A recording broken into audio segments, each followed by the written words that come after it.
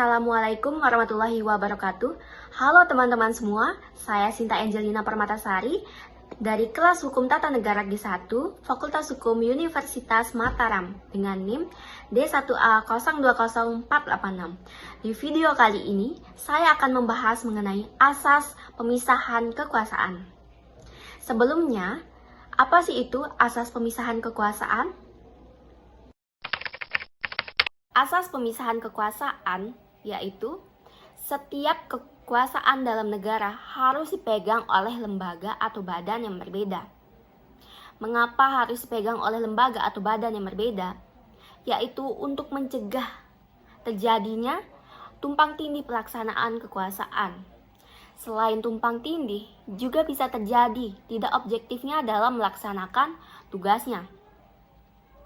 Prinsip pemisahan kekuasaan ini dikembangkan oleh dua pemikir besar dari Inggris dan Prancis, yaitu John Locke dan Montesquieu. Yang pertama, saya akan menjelaskan terlebih dahulu asas pemisahan kekuasaan menurut Montesquieu. Montesquieu mengemukakan teori pemisahan kekuasaan ini dikenal dengan istilah trias politica. Latar belakang teori trias politica ini yaitu bertitik tolak pada pimpinan Raja Louis, yang dimana pada saat itu kekuasaan absolut ada pada raja, dan sehingga perintah raja harus dilaksanakan. Pemisahan kekuasaan yang dimaksud itu yaitu bukan terpisah sepenuhnya, tetapi untuk menentang kekuasaan Raja Louis yang sangat otoriter pada saat itu di Prancis. Negara-negara yang menganut teori ini menafsirkan dengan caranya sendiri, dan ada juga yang masih berhubungan dengan teori ini. Salah satu negara yang menganut teori ini adalah Amerika. Montesquieu mengemukakan teori trias politica membagi kekuasaan pemerintahan menjadi 3 jenis, yaitu yang pertama kekuasaan legislatif, yang kedua kekuasaan eksekutif, dan yang ketiga kekuasaan yudikatif. Kekuasaan legislatif yaitu kekuasaan untuk membuat undang-undang. Kekuasaan ini dilaksanakan oleh Kongres, yaitu yang terdiri dari DPR dan Senat. Yang kedua kekuasaan eksekutif, yaitu kekuasaan untuk melaksanakan undang-undang yang dilaksanakan oleh Presiden. Yang ketiga yaitu kekuasaan yudikatif, yang merupakan kekuasaan ini yaitu kekuasaan untuk mengawasi atau mengadili pelanggaran undang-undang. Kekuasaan ini dilaksanakan oleh Mahkamah Agung. Di Amerika, Mahkamah Agung itu dikenal dengan nama Supreme Court. Di Amerika tidak murni menganut teori ini, karena undang-undang pengesahannya itu harus disetujui oleh Kongres dan disahkan oleh Presiden.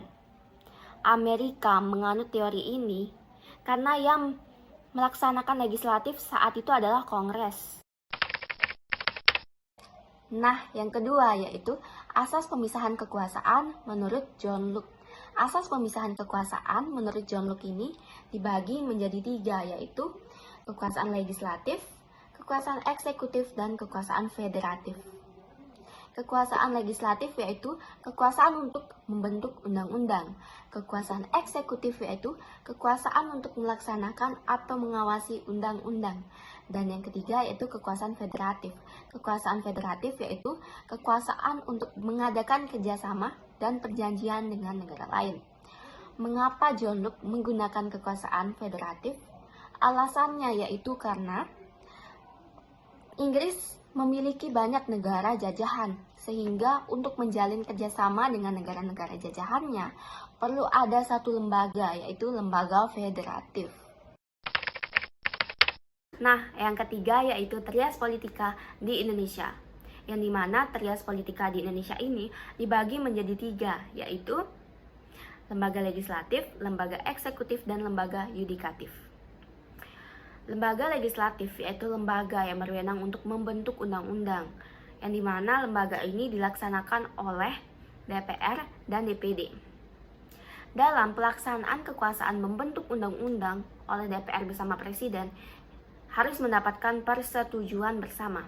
Ketentuan ini terdapat di dalam pasal 20 Undang-Undang Dasar 1945.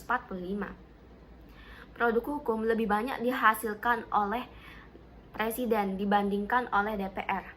Produk hukum seperti Perpu, peraturan pemerintah, peraturan presiden yang ditetapkan oleh presiden.